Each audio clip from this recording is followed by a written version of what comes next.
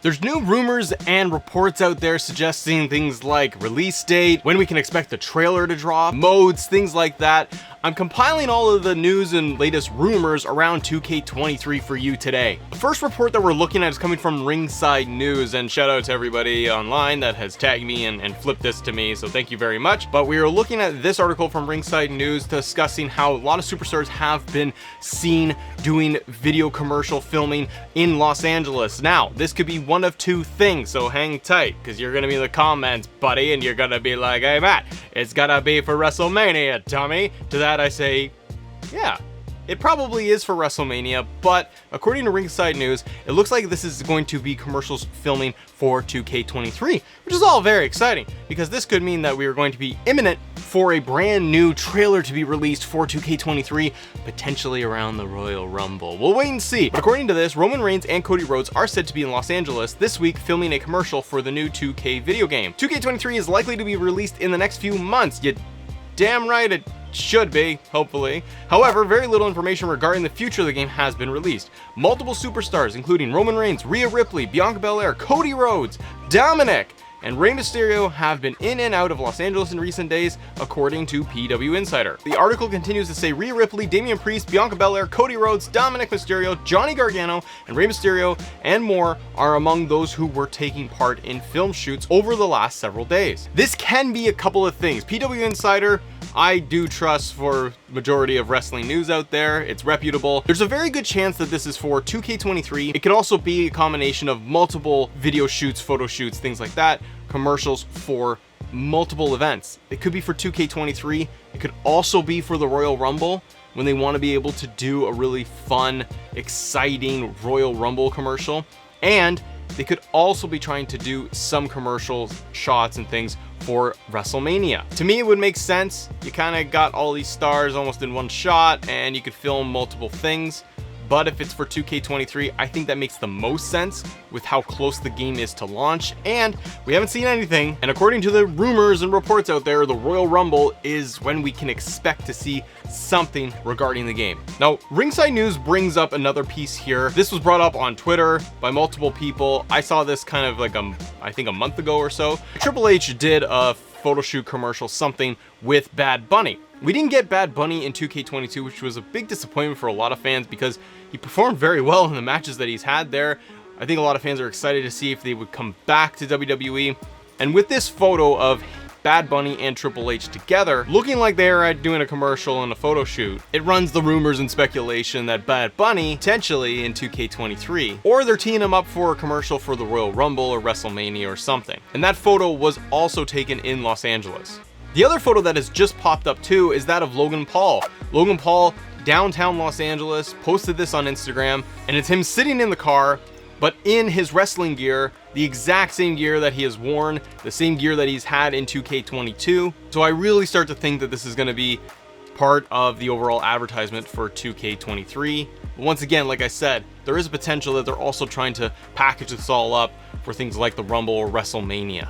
Okay, let's talk release date or potential release dates for the game. I'm talking about all of this because this comes up in the comments like every other day. People wondering in the community, when is this game going to release? When's it going to drop? All of this. I can only give you my perspective and the reports that are out there. So pinch of salt, grain of salt, these are rumors and nothing has been confirmed. But we could line things up a little bit to have it make sense. So during the Take-Two earnings call back in August, Take-Two Interactive highlighted that during the fourth quarter, 2K and Visual Concepts will launch WWE 2K23. Take-Two's fiscal year ends March 31st, 2023, meaning 2K23, at least internally, is expected to release before then. And this lines up with the prediction of March. We also want to look at 2K22.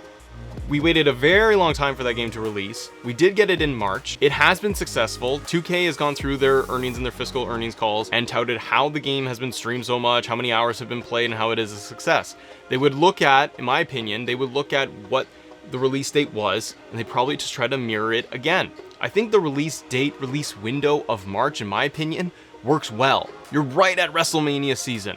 And the way they are doing this or haven't released any information, on one hand, is disappointing, but on the other hand, I do kind of like it. I have mentioned this on previous videos too. I am a fan of them doing a shorter window for promotion and for the release window and all the hype train and everything. When we get this long extended window of 9 months or more, it goes in a very slow wave and fans kind of get excited and then it dies off. You want to build that hype a lot and quickly. And I think the way they're doing this, or presumably going to do this for 2K23, I think it works really well for fans. If we get a trailer, a commercial at the Royal Rumble, you have the most amount of eyeballs. The fans are glued in to one of the biggest shows of the year in the Royal Rumble. You slot in a 2K23 commercial showing off the superstars in real life, like it's being talked about by PW Insider. You splash in some little gameplay moments and people will take note of that. Then you could build it out into the new year, into January, late January, into February, after the Royal Rumble. And you got 2 months to just build hype, build, and then boom, launch the game. Now, the next set of rumors and things that have been popping out, and there's one article from Digital Trends that popped up recently discussing platforms. What platforms can we expect the game to be released on? I still think that next year's game is still going to be a cross-platform, cross-generational game. I think we will still see the similar pattern of releasing a standard edition, a cross-gen bundle, and then the next gen game. I think there are too many PlayStation 4 users still out there that have not transitioned fully to PlayStation 5. Xbox, they're able to play it across all versions, and we will still have that PC market. For Switch, I personally think it's very unlikely how limited the Switch is, and it would be a significant downgrade in my opinion if they released it there. And we've seen them release previous years 2K games on Switch and Nintendo, and the games have been very lackluster, glitchy, not to say the consoles doing much better in some cases, but you know what I mean. So to me, and based on all the rumor mills out there, I think it's going to be cross-generational again. I think 2K24, the third year of the game under the new coat of paint, the newer updated engine, I think 2K24 is where they will finally rip the band-aid off and say it's next gen only or current gen.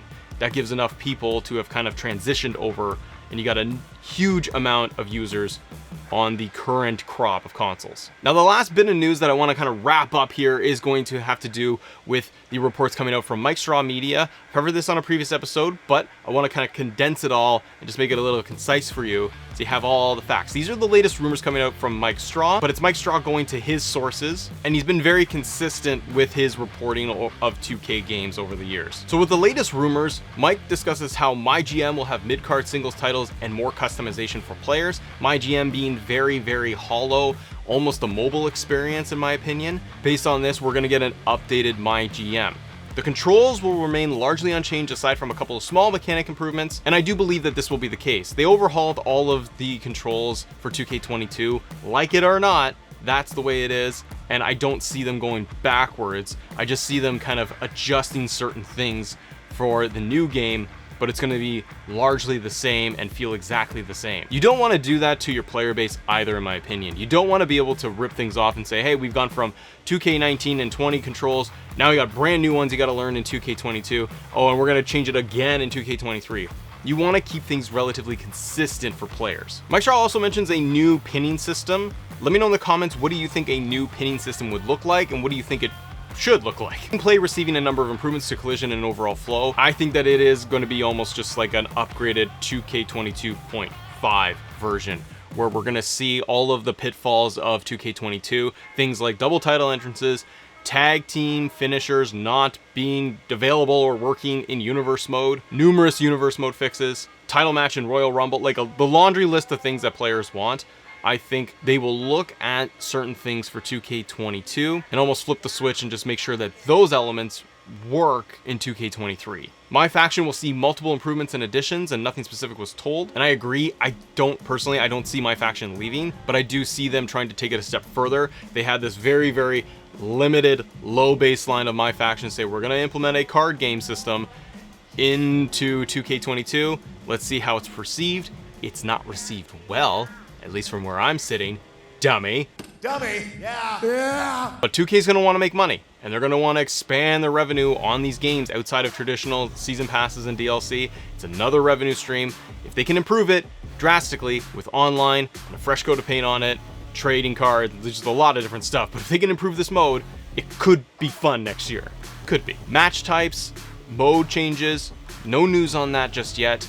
but from where I'm sitting and based on all the reports and news that go out there and the rumors, I think we're going to get very similar experience. I think we get an updated showcase mode for a new star, that being of either, say, Edge, Randy Orton, maybe a Triple H. You could do The Rock, but you want those big names and you want to be able to have matches that will still work with WWE. The Rey Mysterio showcase in 22, I think it was okay, but the matches were a little uninspiring. And the last thing that we haven't heard about, we really won't know until the game is getting closer and closer to launch, is going to be that of Season Pass and DLC. The one rumor that is out there is that we are going to see an influx of NXT stars in next year's game. 2K22, when it was coming up to release and the news cycle was starting up, there were big talks of an NXT stars pack, but that got scrapped because the likes of Bronson Reed and others were removed from the game because they were let go by WWE. Since Triple H is in charge now, the roster, well, 2K22's roster, it looks nice and healthy now, doesn't it? Versus being extremely out of date. And I think 2K23 has an opportunity and a chance of having an amazing roster. They just increased the amount of legends, women, female legends, and NXT stars. It could be a lot of fun from a roster perspective. And stars like Braun Breaker, Carmelo Hayes, Toxic Attraction, and more have been in NXT in the system long enough that I would bet money on they're totally in the game. But I don't see 2K going away from the tried and true season pass of $30, DLC packs every other month, going all the way through to, say, August, September. I don't see them getting away from that as much as I may want them to. Comment below your predictions, insights, thoughts on all the latest news and rumors right now for 2K23. Click right here for more WWE 2K23 news. See ya.